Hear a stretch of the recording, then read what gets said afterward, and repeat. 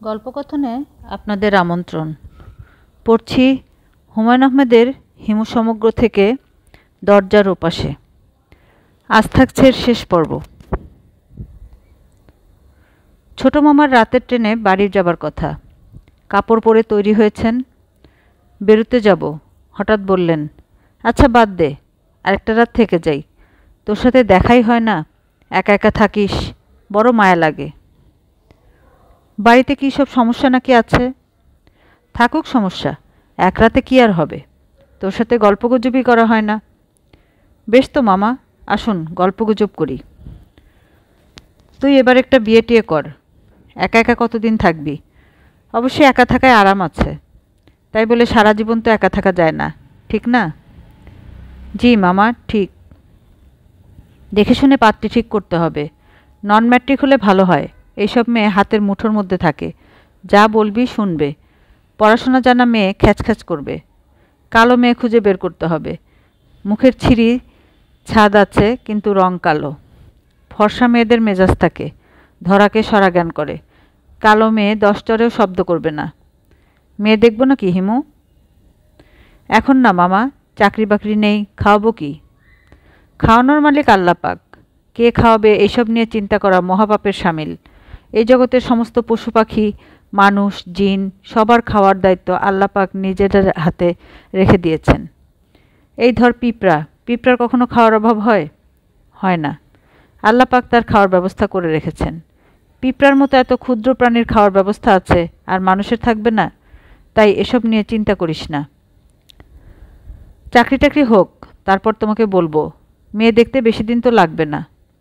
কি বলিস বেশি দিন লাগবে না? বিচার বিবেচনা আছে না? হালের গরু আর ঘরের জরু, এই দুই জিনিস বিচার বিবেচনা করে আনতে হয়। চাকরি চাকরি করে মাথা খারাপ করিস না। চাকরিতে বরকত নাই, বরকত হলো ব্যবসায়। নবীজিও ব্যবসা করতেন। তোকে ব্যবসায় লাগিয়ে দেব। কিসের ব্যবসা? কাপড়ের ব্যবসা। সাহুদের বড় একটা কাপড়ের দোকান আছে আমাদের অঞ্চলে। হারামজাদাকে স্ক্রু টাইট দিতেছি, এমন টাইট দিতেছি যে জলের দামে দোকান বেচে ইন্ডিয়ায় ভাগা ছাড়া গতি নাই। ওই দোকান তোকে কিনে দিয়ে দেব। দোতলা ঘর আছে, একতলায় দোকান, দোতলায় তুই বউ নিয়ে থাকবি। কি রাজি? হাসতেছিস কেন? হাসির কি বললাম? রাস্তায় হাঁটতে যাবে মামা? রাত দুপুরে রাস্তায় হাঁটবো কি জন্য? তোর একেবারে পাগলের স্বভাব হয়েছে। দুপুর রাতে রাস্তায় কে হাঁটে? চোর হাঁটে আর পুলিশ হাঁটে। তুই চোরও না, পুলিশও না, তুই খামোখা হাঁটবি কেন? খানিকক্ষণ রাস্তায় না হাঁটলে আমার ঘুম আসে না মামা। তুমি শুয়ে পড়ো, আমি খানিকক্ষণ হেঁটে আসি। হাঁটাহাঁটির একমাত্র ওষুধ বিবাহ। বিয়ের পর দেখবি হাতি দিয়ে টেনেও তোকে বউয়ের কাছ থেকে সরানো যাবে না। বাহিরমুখী পুরুষ বউ অন্তঃপ্রাণ হয়, শাস্ত্র কথা। পথে নেমেই মনে হলো সেতু মেয়েটির সঙ্গে আজ দেখা হবে। সে কিছু টাকা ফেরত দেবার জন্য পথে পথে ঘুরছে। অনেকক্ষণ রাস্তা রাস্তায় ঘুরলাম, দেখা হলো না। একটা 16-17 বছরের ছেলে এসে একসময় জিজ্ঞেস করলো, স্যার কাউরে খুঁজেন? আমি বললাম না। সে বয়স্কদের মতো ভারী গলায় বলল, একটা ভালো জায়গা আছে, যাইবেন? না। সে তবু পিছু ছাড়ল না, আমার সঙ্গে সঙ্গে ঘুরতে লাগলো। ঠিক পাশাপাশি না, খানিকটা দূরত্ব রেখে। আমি একসময় বললাম, আমার সঙ্গে 20 টাকার একটা নোট আছে, তোমার দরকার থাকলে নিতে পারো, ধার হিসাবে, পরে ফেরত দিতে হবে। ছেলেটি ধার নেয়ার ব্যাপারেও আগ্রহ দেখালো না, তবে এবার আর দূরে দূরে রইল না, কাছে এগিয়ে এলো। আমরা দুজন হাঁটছি, কেউ কাউকে চিনি না। আরে হিমু, প্লেজেন্ট সারপ্রাইজ, এসো এসো। আমি পুরোপুরি হকচকিয়ে গেলাম। আমাকে দেখে উচ্ছ্বসিত হবার কোনো কারণ নেই, কিন্তু বড় ফুপা উচ্ছ্বসিত। তার মুখ ভর্তি হাসি। আমি শঙ্কিত বোধ করলাম। মুখে হাসি টেনে এনে বললাম, আজ 1 তারিখ ফুপা। অবশ্যই আজ 1 তারিখ। তোমার অ্যালাউন্স খামে ভরে রেখেছি। এখন বলো কি খাবে? গতবার কফি খেতে চেয়েছিলে, দিতে পারিনি। This time I have coffee, good coffee. খাবে? না, একটা কাজে যাচ্ছি। আরাম করে বসো, মনে হচ্ছে অনেক দিন পর তোমাকে দেখছি। না, একটা কাজে যাচ্ছি। আরাম করে বসো, মনে হচ্ছে অনেক দিন পর তোমাকে দেখছি। আপনাকে এতে খুশি খুশি লাগছে কেন? খুশি খুশি লাগছে? হ্যাঁ, খুশির কারণ ঘটেছে। কারণটা বলার আগে তোমার উপরে যে এমবার্গো ছিল তা উঠিয়ে নেওয়া হলো। No embargo. ইচ্ছে করলে তুমি এখন আমার বাড়িতে যেতে পারো। As a matter of fact আমাদের সঙ্গে বাস করতে পারো। এক কাজ করতে পারো, আজই আসো, সন্ধ্যার পর আসো, ডিনার করো আমাদের সঙ্গে। ঠিক আছে ফুপা, যাব, এখন যাই। বড় ফুপা বিস্মিত হয়ে বললেন, এমবার্গো কী জন্য উঠিয়ে দেওয়া হলো জানতে চাচ্ছ না? না। আশ্চর্য ব্যাপার, সামান্য কৌতূহলও কি বোধ করছো না? এমবার্গো নেই, এটাই বড় কথা। কেন নেই তা নিয়ে মাথা ঘামাতে চাচ্ছি না। বসো তো, বলি কী জন্য এমবার্গো বাতিল হয়েছে। সন্ধ্যাবেলা যখন খেতে যাব তখন শুনব। আহা, এখনই শোনো। তোমার কৌতূহল না থাকতে পারে, আমার বলার আগ্রহের দাম দেবে না? আরাম করে বসো। তোমার পা উঠিয়ে বসার অভ্যাস, পা উঠিয়ে বসো। কফি খাও। এই কফিটা তোমার জন্যই আনানো। ওই দিন কফি খেতে চাইলে দিতে পারলাম না। আমি বসলাম। আনন্দিত মানুষের মুখের দিকে তাকানোও আনন্দময় ব্যাপার। ফুপাকে দেখে ভালো লাগছে। তাছাড়া মুখে যাই বলুন, আমাকে বেশ পছন্দ করেন। হিমু। জি। বাদল বলে তোমার নাকি অনেক ক্ষমতা টমতা আছে। বলো দেখি আমি কী জন্য খুশি? বাদল সম্পর্কে আপনার দুশ্চিন্তা দূর হয়েছে বলেই আপনি খুশি। ও দেশের বাইরে চলে যাচ্ছে, খুব সম্ভব আমেরিকা। ফুপা অনেকক্ষণ হতভম্ব হয়ে তাকিয়ে রইলেন। হতভম্ব ভাব খানিকটা কাটার পর বিড়বিড় করে বললেন, আসলেই তোমার ক্ষমতা আছে। Yes, you have power. Badal ভুল বলেনি। আমি ইমপ্রেসড, থরলি ইমপ্রেসড। ফুপা ঘোর লাগা চোখে তাকিয়ে আছেন। আমি তার ঘোর অনেকখানি কাটিয়ে দিতে পারি। বাদল বাইরে চলে যাচ্ছে এটা বলার জন্য কোনো ক্ষমতার প্রয়োজন হয় না। আমি অনুমান থেকে বলেছি। যেহেতু ফুপা আমার উপর থেকে এমবার্গো তুলে নিচ্ছেন, সেহেতু আমি ধরে নিয়েছি বাদলকে নিয়ে তার আর ভয় নেই। আমেরিকা যাত্রার ব্যাপারটাও সহজ অনুমান। বাদলের বড় বোন রিনিকি আছে আমেরিকায়, সেই ব্যবস্থা করেছে। হিমু। জি ফুপা। আমি সত্যি অবাক হয়েছি। সুপারন্যাচারাল পাওয়ার তাহলে মানুষের আছে? তা আছে। ভবিষ্যৎ তুমি কি কিছু বলতে পারো? সবাই খানিকটা পারে। না না, সবাই পারে না। এটা সবার পারার ব্যাপার না। আচ্ছা, আমার ভবিষ্যৎ কি বলো তো? আপনার ভবিষ্যৎ খুব ভয়াবহ। ফুপা হকচকিয়ে গেলেন। চট করে তার চোখ বড় বড় হয়ে গেল। তিনি জড়ানো গলায় বললেন, কেন? আপনার জীবন হবে নিঃসঙ্গ। প্রচুর মদ্যপান করবেন। 2 বছরের মাথায় বড় ধরনের স্ট্রোক হবে। যদি বেঁচে যান তাহলেও সমস্যা। ফুপুর সঙ্গে খিটিমিটি লেগেই থাকবে। শেষটায় এমন দাঁড়াবে যে দুজন থাকবেন 2 বাড়িতে। এসব তুমি কি বলছো? যা ঘটবে তাই বলছি ফুপা। তোমার আধ্যাত্মিক ক্ষমতা থেকে বলছো না অনুমান করছো? আধ্যাত্মিক ক্ষমতা থেকে বলছি। তবে লজিকও একে সাপোর্ট করবে। মেয়ে কাছে নেই, ছেলেও চলে যাচ্ছে। নিঃসঙ্গ হওয়াটা তো স্বাভাবিক। সামনের বছর রিটায়ার করছেন, কাজেই মেজাজ থাকবে খারাপ। এমনিতেই আপনি সিগারেট বেশি খান, তার পরিমাণ আরও বাড়বে। নিঃসঙ্গতা দূর করার জন্য মদ্যপানের মাত্রা দেবেন বাড়িয়ে। স্ট্রোক হবে। যতই দিন যাচ্ছে ফুপুর সঙ্গে ততই আপনার দূরত্ব বাড়ছে। যেহেতু বাড়ি ছাড়াও ঢাকায় আপনার একটি অ্যাপার্টমেন্ট আছে, কাজেই অনুমান করছি শেষের ভয়ঙ্কর দিনগুলোতে দুজন থাকবেন 2 জায়গায়। কফি চলে এসেছে। ফুপা শুকনো মুখে কফির পেয়ালার চুমুক দিচ্ছেন। ফুপার মুখের ভাব দেখে আমার মায়াই লাগলো। আমি কফি শেষ করে উঠে দাঁড়াতে দাঁড়াতে বললাম, এতটা মন খারাপ করার কিছু নেই ফুপা। আগেভাগে সমস্যা জানা থাকলে সমস্যা এড়ানো যায়। ফুপা গম্ভীর গলায় বললেন, তুমি যা বলছো তাই হবে। আমি সমস্যা এড়াতে পারবো না। আমার সেই ক্ষমতাই নেই। তুমি তো খবর রাখো না। মদ্যপান 3 গুণ বেড়েছে। এখন রোজই খাই। ফুপুর সঙ্গে বাক্যালাপ 7 দিনের ভিতর 2 দিনই থাকে বন্ধ। তুমি এসো, আজ সন্ধ্যায় কথা বলবো। ফুপার বাড়িতে যাবার আগে আগে পুরনো ঢাকায় গেলাম। অনেক খোঁজাখুঁজির পর তিতলির যে বাড়িতে থাকে সেটা বের করলাম। ভঙ্গুর দশার এক দোতলা বাড়ি। 8 ঘন্টার মতো কড়া নাড়ার পরে বুড়ো মতো এক লোক বের হয়ে এলেন। আমি তিতলির সঙ্গে দেখা করতে চাই শুনে তিনি খুবই সন্দেহজনক চোখে আমাকে দেখতে লাগলেন। তিতলি এ বাড়িতে থাকে আপনাকে কে বলল? তার বাবা বলেছেন। তিনি বলবেন কিভাবে? তিনি তো জেলে। ব্যাখ্যা করতে হলে অনেক সময় লাগবে। আপনি তিতলিকে দয়া করে বলুন হিমু এসেছে। আপনি কোত্থেকে এসেছেন? এত সব জানার কোনো দরকার নেই। আমার নাম বললেই হবে। কি নাম বললেন? হিমু, হিমালয়। দাঁড়ান এইখানে। আমি বারান্দায় দাঁড়িয়ে রইলাম। ভদ্রলোক ভিতরে ঢুকে দরজা বন্ধ করে দিলেন। নেমে এলেন প্রায় সঙ্গে সঙ্গেই। বিরস মুখে বললেন, তিতলি বলেছে দেখা হবে না। আপনি কি আমার নাম বলেছিলেন? বলেছিলাম। গুবলেট পাকাননি তো? একটা বলতে গিয়ে আরেকটা বলেননি তো? বলেছি হিমু দেখা করতে চায়, হিমালয়। আচ্ছা ঠিক আছে। ভদ্রলোক ভেতর থেকে দরজা বন্ধ করে দিলেন। আমি দাঁড়িয়ে রইলাম। কেন যেন মনে হচ্ছে ভদ্রলোক আবার দরজা খুলে বলবেন, অপ্রস্তুত গলায় বলবেন, আপনাকে বসতে বলেছে। ইনটুইশন কাজ করল না। আধ ঘন্টা দাঁড়িয়ে থাকার পরেও দরজা খুলল না। ফুপার পুরা বাড়ি অন্ধকার, পড়ছেও আলো নেই। ব্যাপার কি কিছুই বুঝতে পারছি না। গেট খুলে অনিশ্চিত ভঙ্গিতে ভিতরে ঢুকলাম। মনে হচ্ছে বাড়ি খাখা করছে। কেউ নেই। বারান্দায় পা দিতেই ফুপা বললেন, এসো হিমু, তোমার জন্যই অপেক্ষা করছি। বাড়ি অন্ধকার কেন? বুঝতে পারছি না। সব বাড়িতে ইলেকট্রিসিটি আছে, শুধু এখানেই নেই। কোনো মানে হয় বলো তো? ইলেকট্রিশিয়ানকে খবর দিয়েছিলাম। সে বলল কাট আউট চুরি হয়ে গেছে। কাট আউট কোনো বাড়িতে চুরি হয়? চোর কাট আউট দিয়ে কী করবে বলো দেখি? কাট আউট লাগিয়ে দিলেই হয়। এখানে যেসব পাওয়া যায় সেগুলো ফিট করে না। ব্যাংকক থেকে এনেছিলাম। ড্রাইভারকে পাঠিয়েছি খুঁজে দেখতে কোথাও পায় কি না। বাড়িতে কেউ নেই?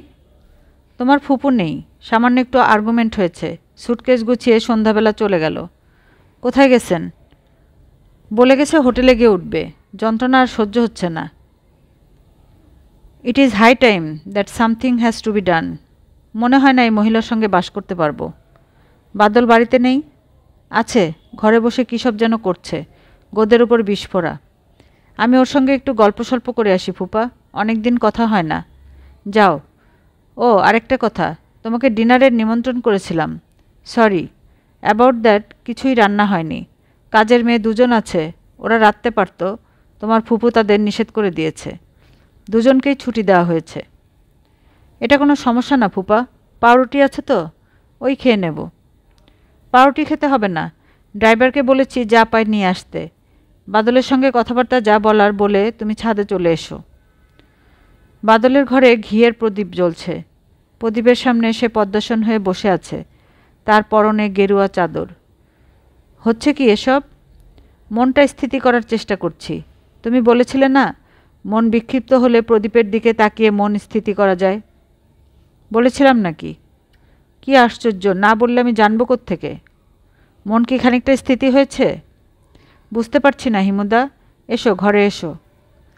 তোর সাধনায় বিঘ্ন হবে না তো? কি যে তুমি বলো। ঘরে ঢুকতে ঢুকতে আমি বললাম, কাট আউট তুই চুরি করেছিস?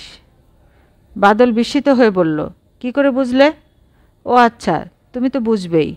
ঘর পুরোপুরি অন্ধকার না করলে প্রদীপের আলো স্পষ্ট বোঝা যায় না। এই জন্যই কাট আউট খুলে ড্রয়ারে রেখেছি। ভালো করিনি হিমুদা? বাদল উজ্জ্বল চোখে তাকিয়ে আছে। আমি দীর্ঘ নিঃশ্বাস ফেলে বললাম, ঠিকই আছে। শুনলাম তুই আমেরিকা যাচ্ছিস।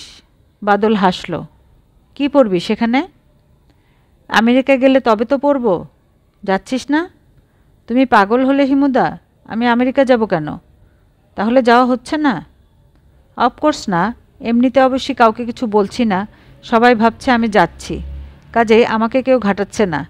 যা ইচ্ছা করতে পারছি। হিমুদা, আমি এইখানেই থাকব। ফুপা ফুপু মনে কষ্ট পাবেন। আমি চলে গেলে আরও কষ্ট পাবেন।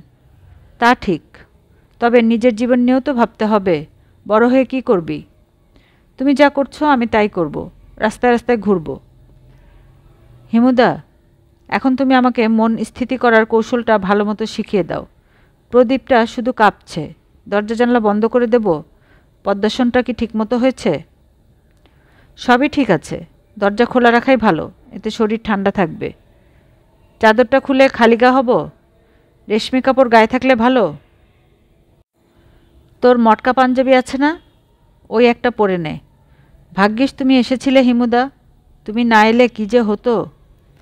তুই সাধনা চালিয়ে যা, আমি ফুপার সঙ্গে দেখা করে আসি। না না, তুমি এখানে বসো।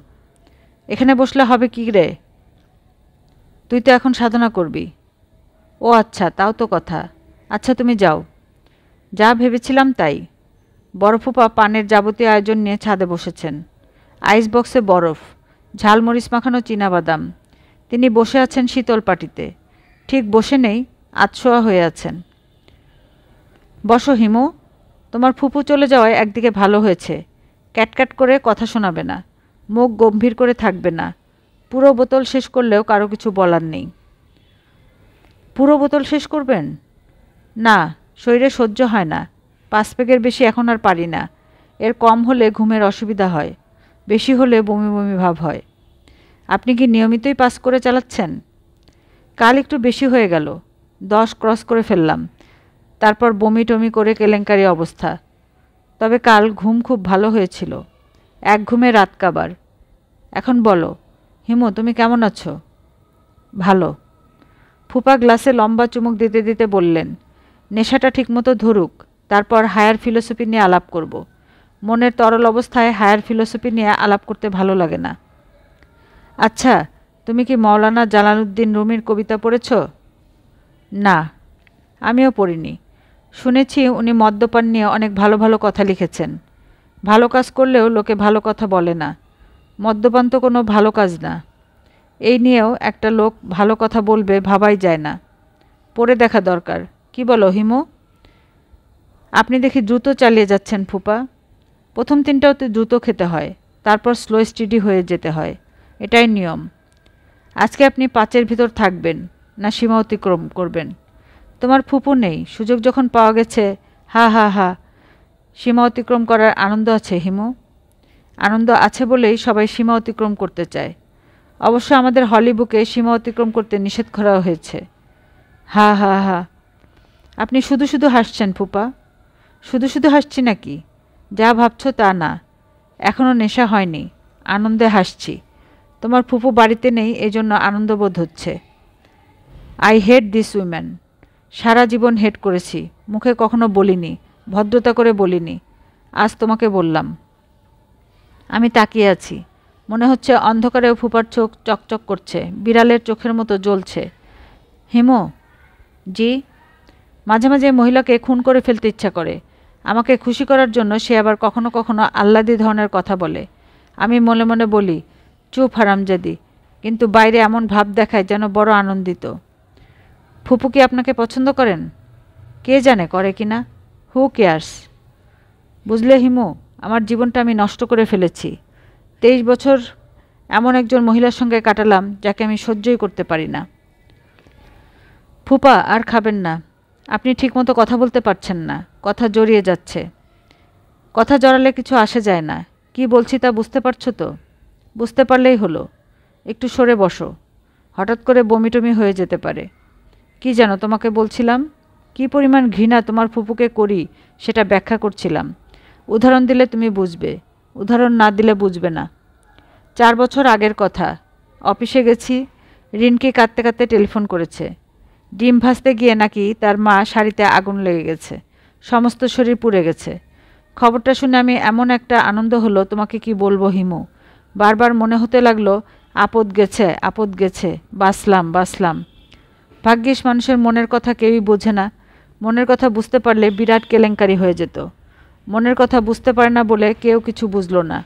আমি এমন একটা ভাব করলাম যে মনের দুঃখে মারা যাচ্ছি। সারা রাত না ঘুমিয়ে তোমার ফুপুর পাশে বসে থাকি। হা হা হা। ফুপা, বলো, বালিশে মাথা রেখে শুয়ে পড়লে কেমন হয়? আপনি যেভাবে মাথা দুলাচ্ছেন তাতে মনে হয় মাতাল হয়ে গেছি বলে ভয় পাচ্ছ। মোটেই না। মাতাল হলে ডাবল ভিশন হয়, সব জিনিস দুটো করে দেখা যায়। আমি কিন্তু একটাই হিমু দেখতে পাচ্ছি, অনলি ওয়ান হিমু। বড় আনন্দ লাগছে, সত্যি কথা বলার আনন্দ। আপনি কিন্তু ফুপা সত্যি কথা বলছেন না। সত্যি বলছি না, এক বিন্দুও না। ফুপুর গায়ে যখন আগুনে পুড়ে গেল তখন আপনি ভয়ঙ্কর মন খারাপ করেছিলেন। তোমার তাই ধারণা? হ্যাঁ, ওটা ছিল অভিনয়। আমি তোমাদের আসাদুজ্জামান নূরের চেয়ে অনেক ভালো অভিনয় জানি। ওই ছাগলাদারিকে আমি অভিনয় শেখাতে পারি। হা হা হা। আপনি তাহলে জেনে শুনে এমন ভয়ঙ্কর জীবনযাপন করছেন কেন? উপায় নেই বলে করছি। উপায় যে একেবারে নেই তাই বা বলছি কেন। উপায়টা কি? এক সকালবেলা ঘুম থেকে উঠে হাত মুখ ধুবেন, নাস্তা খাবেন, চা খাবেন, পরপর 2 কাপ চা, 2টা সিগারেট, তারপর শীষ দিতে দিতে ঘর থেকে বের হবেন। একটা রিক্সা নেবেন, 5 টাকা রিক্সা, যত দূর যেতে চায় তত দূর যাবেন। তারপর রিক্সা থেকে নেমে হাঁটতে শুরু করবেন, হাঁটতেই থাকবেন, হাঁটতেই থাকবেন। মাঝে মাঝে বিশ্রামের জন্য থামতে পারেন, কিন্তু কখনোই পিছনের দিকে তাকাবেন না। কতদিন হাঁটব? 5 বছর, 10 বছর, 20 বছর, নির্ভর করে কতদিন আপনি বাঁচবেন তার উপরে। হিমু, তুমি আসলেই পাগল, খারাপ ধরনের পাগল, এ ডেঞ্জারাস ম্যাডম্যান। ডেঞ্জারাস বলছি কারণ তোমার আইডিয়া আমার পছন্দ হয়েছে। পছন্দ না হবার কারণ নেই ফুপা। এই পৃথিবী, এই বিশ্বব্রহ্মাণ্ড কোনোটাই স্থির না, সব কিছু প্রচণ্ড গতিময়। ইলেকট্রন ঘুরছে নিউক্লিয়াসের চারদিকে, নিউক্লিয়াস ঘুরছে, চন্দ্র, সূর্য, গ্রহ, নক্ষত্র ঘুরছে, ছায়াপথ ছুটে ছুটে যাচ্ছে। শুধু মানুষ হাঁটা বন্ধ করে দিয়েছে। একসময় কিন্তু মানুষও ঘুরে বেড়াতো, যাযাবরের মতো এক জায়গা থেকে আরেক জায়গায় যেত। পাখিদের দেখুন, তারা মহাসমুদ্রে উড়ে পার হয়, শীতের দেশ থেকে আসে গরমের দেশে, আবার উড়ে যায় শীতের দেশে। সারাক্ষণই উঠছে। সমুদ্রের মাছের ঝাঁকও তাই করে, মানুষেরও তাই করা উচিত। তাই করলে আজকের সভ্যতা, আজকের জ্ঞান বিজ্ঞানের কী হতো? এইসবের প্রয়োজন নেই ফুপা, প্রয়োজন নেই। না, from dust I have come, dust I will be. তুমি পাগল হিমু, পাগল, বদ্ধ উন্মাদ। আমরা সবাই পাগল ফুপা, পৃথিবীটাই একটা ম্যাড হাউস। আমি আজ উঠি, মাথা ধরেছে, ঘরে গিয়ে শুয়ে থাকব। এক্ষুনি খাবার নিয়ে আসবে। আসুক, আমার খেতে ইচ্ছে করছে না। মাথা ধরলে আমি কিছু মুখে দিতে পারি না।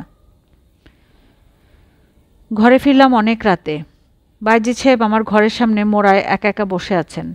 আমি বললাম, এত রাত পর্যন্ত জেগে বসে আছেন, কি ব্যাপার বাইজিৎ সাহেব? বাইজিৎ সাহেব নরম গলায় বললেন, একটা ভালো খবর ছিল। এত আনন্দ হচ্ছে, আপনাকে খবরটা না দিয়ে ঘুমোতে পারছি না। মেয়ের বিয়ে ঠিক হয়ে গেছে? জি, আপনি যেমন বলেছিলেন ঠিক সেরকম ছেলে, চাকরি করে, দেশ থেকে দেশে ঘুরে বেড়ায়। খুব ভালো খবর বাইজিৎ সাহেব। আপনার জন্যই হয়েছে। ছেলেটার একটা ছবি আছে আমার কাছে, ছবিটাকে একটু দেখবেন?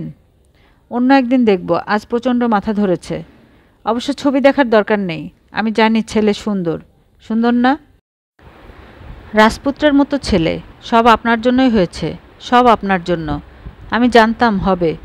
যেদিন আপনাকে বলেছি সেদিনই আমি জানি। মেয়েকে চিঠিও লিখলাম। বাইজিৎ সাহেব চোখ মুছছেন। দুঃখে মানুষ কাঁদে, আবার আনন্দেও কাঁদে। আনন্দে মানুষ হাসে, আবার প্রবল দুঃখেও মানুষ হাসে। এখান থেকে আমরা কি এই সিদ্ধান্তে আসতে পারি আনন্দ এবং দুঃখ আলাদা কিছু না? প্রচণ্ড মাথা ধরেছে, কিছু ভাবতে পারছি না।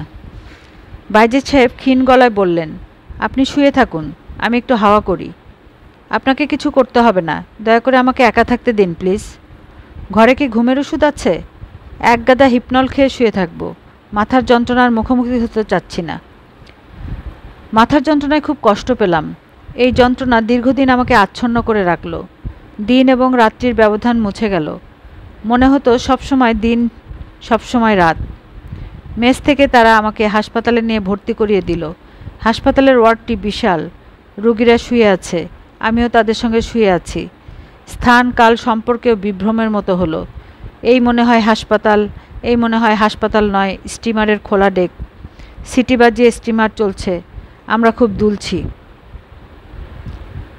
ক্রমাগতই লোকজন আসছে আমাকে দেখতে। এগুলো মনে হয় বিভ্রম, মস্তিষ্ক কল্পনা করে নিচ্ছে। বড় মামাকে একদিন দেখলাম, তিনি আমার সারা গায়ে হাত বুলিয়ে দিচ্ছেন, বিড়বিড় করে বলছেন, এ কী সমস্যা বাঁধালি তো? এই দৃশ্য অবশ্যই বিভ্রম। বড় মামা মারা গেছেন অনেক দিন আগে। এক গভীর রাতে রূপাকে দেখলাম। সে রাগী চোখে আমার দিকে তাকিয়ে বলছে, কত কষ্ট করে তোমার ঠিকানা বের করেছি তা কি তুমি জানো? আমি তোমাকে হাসপাতালে রাখবো না, বাড়িতে নিয়ে যাব। তোমার বাবা মা, তারা কি বলবেন? যা বলার বলুক। একদিন সেতু এলো 1000 টাকা সঙ্গে নিয়ে, তার মুখ শুকনা, সে লজ্জিত ও বিব্রত। মাথা নিচু করে অনেকক্ষণ বসে রইল, তারপর বলল, আপনার টাকাটা নিয়ে এসেছি, এটা কি বালিশের নিচে রাখবো? রাখো। আমি যদি খানিকক্ষণ আপনার বিছানার কাছে বসে থাকি তাহলে কি আপনি রাগ করবেন? না। এইসব দৃশ্যের সবই কি কল্পনা? বোঝার কোনো উপায় নেই। একসময় তিতলি এসে উপস্থিত, তার পরনে আকাশি রঙের শাড়ি, হাত ভর্তি সবুজ চুড়ি। সে হাতে চুড়ির টুনটুন শব্দ করতে লাগলো এবং বলল, আপনি কি আমাকে চিনতে পারছেন? পারছি। আপনি তিতলি। আপনি কেমন আছেন? আমি ভালো নেই। তাই তো দেখছি। কি রোগা হয়ে গেছেন? কি হয়েছে আপনার? জানি না কি হয়েছে। সম্ভবত মারা যাচ্ছি। প্রায় প্রচণ্ড মাথার যন্ত্রণা হয়। ইদানিং এর সঙ্গে জ্বর হচ্ছে। কে দেখছে আপনাকে? সবাই দেখছে। মেসের একজন ঝি, সে তার দেশ থেকে মাথায় রাখার একটা তেল এনে দিয়েছে। ওটা মাথায় মাখি। মাথায় মাখলে খুব আরাম হয়। আপনার আত্মীয়স্বজনরা আপনাকে দেখছেন না? দেখছে, সবাই দেখছে। মৃত আত্মীয়স্বজনরাও নিয়মিত খোঁজ নিচ্ছেন। আমার বড় মামা তো প্রায়ই রাতে আমার সঙ্গে ঘুমান। ছোট বিছানা, দুজনের চাপাচাপি হয়। উপায় কি? শুধু বাদল আসছে না। অসুখের সময় ও পাশে থাকলে ভালো লাগতো। ও কোথায়? ও আমেরিকা গিয়েছে, কম্পিউটার ইঞ্জিনিয়ারিং পড়ছে। আমি যদি বিছানায় আপনার পাশে কিছুক্ষণ বসি, আপনি কি রাগ করবেন? না, রাগ করব কেন? আমার বাবারও মাথা ধরার রোগ আছে। মাথার যন্ত্রণায় উনি যখন ছটফট করতেন, আমি হাত বুলিয়ে দিতাম। বাবার ধারণা আমি হাত বুলালেই বাবার মাথা ধরা সেরে যেত। আমি কি আপনার মাথায় হাত বুলিয়ে দেব? না। আপনি কি আমার বাবার খবর জানেন? না। স্পেশাল ট্রাইব্যুনালে তার বিচার হয়েছে, ফাঁসির আদেশ হয়েছে। আপনার বাবা কি আপিল করেছেন? আপিল করেছেন? আপনি যে খুব শান্ত ভঙ্গিতে ব্যাপারটা গ্রহণ করেছেন তা দেখে আমার ভালো লাগছে। আমার বাবা আমাকে শান্ত থাকতে বলেছেন, আমি শান্ত হয়ে আছি। ভালো, খুব ভালো। আমার ধারণা আমার বাবা একজন শ্রেষ্ঠ মানুষ। আপনার ধারণা ঠিক আছে। পৃথিবীতে অশ্রেষ্ঠ মানুষ বলে কিছু নেই, সব মানুষই শ্রেষ্ঠ। বাবা আপনার সঙ্গে দেখা করতে চান, আপনি কি যাবেন? আপনার শরীর এত খারাপ, আমার বলতে লজ্জা লাগছে। আমি যাব, অবশ্যই যাব। আমি যাব, অবশ্যই যাব। স্বপ্নদৃশ্যগুলিতে কিছু সত্যি থাকে? কারণ পুরোপুরি সুস্থ হবার পর শুনলাম আসলে স্পেশাল ট্রাইব্যুনালে মোবারক হোসেন সাহেবের মৃত্যুদণ্ড দেয়া হয়েছে। আপিল করেছেন, তাতে লাভ হয়নি। মার্সি পিটিশন করেছেন, তার ফলাফল এখনও জানা যাচ্ছে না। একদিন তার সঙ্গে দেখা করতে গেলাম। মোবারক হোসেন সাহেব খুশি খুশি গলায় বললেন, হিমু কেমন আছো? ভালো। শুনেছ নিশ্চয়ই আমাকে ওরা ঝুলিয়ে দিচ্ছে? শুনেছি। দিনক্ষণ এখনও ঠিক হয়নি, কিংবা কে জানে হয়তো ঠিক করেছে, আমাকে কিছু বলছে না। ও ভালো কথা, পরে আবার জিজ্ঞেস করতে ভুলে যাব। তোমার বন্ধুর চাকরিটা কি হয়েছে? জানি না, আমি খোঁজ নেইনি। কিছুই জানো না? জি না। তুমি শুনলে অবাক হবে, আমি তোমার ওই বন্ধুকে একদিন স্বপ্নে দেখলাম।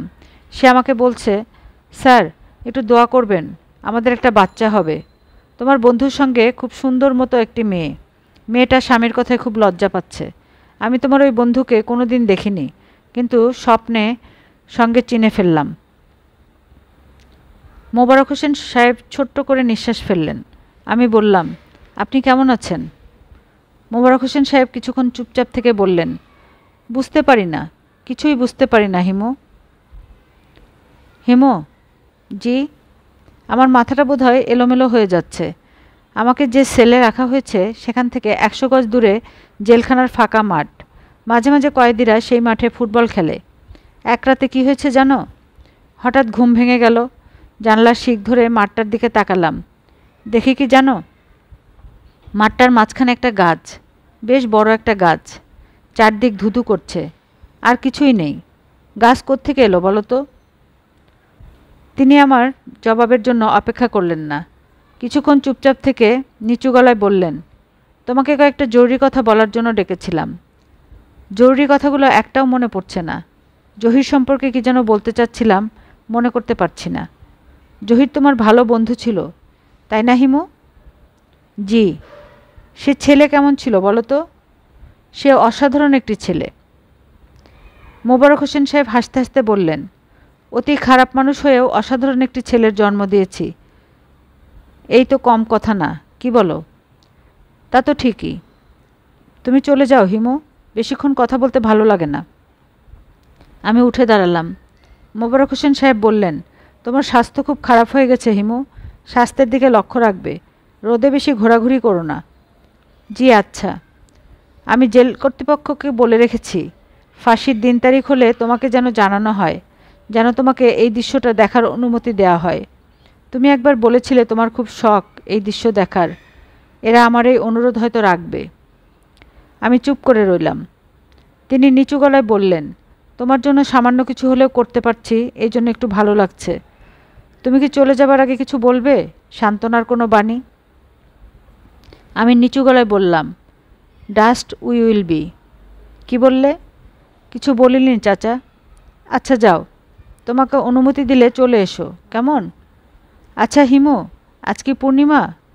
তুমি কি আবার চন্দ্র সূর্যের হিসেব খুব ভালো রাখো? আজ পূর্ণিমা না, শুনেছি এরা ফাঁসি দিনের বেলায় দেয়, ভোরবেলা। কদিন ধরে মনে হচ্ছে ওদের যদি বলি আমার বেলায় নিয়মের ব্যতিক্রম করে যদি রাতে করে তাহলে কেমন হয়, ভরা পূর্ণিমার রাতে, তাহলে কি ব্যাপারটা একটু ইন্টারেস্টিং হবে না? চাচা যাই?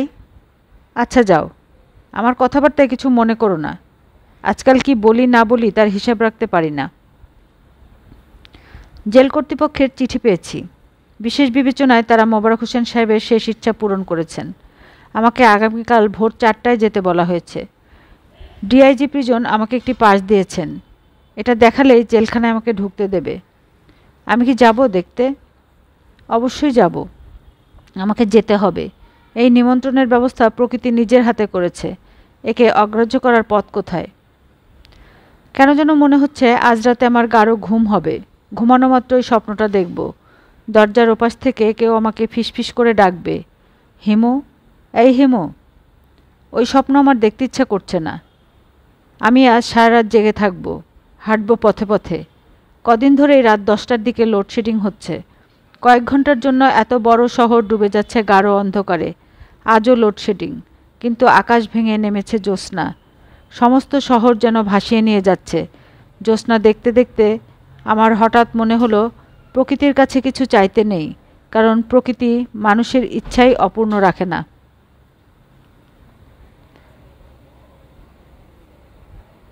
দরজার ওপাশের এখানেই সমাপ্তি।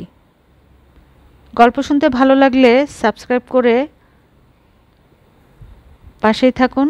ভালো থাকুন, সুস্থ থাকুন। আল্লাহ হাফেজ।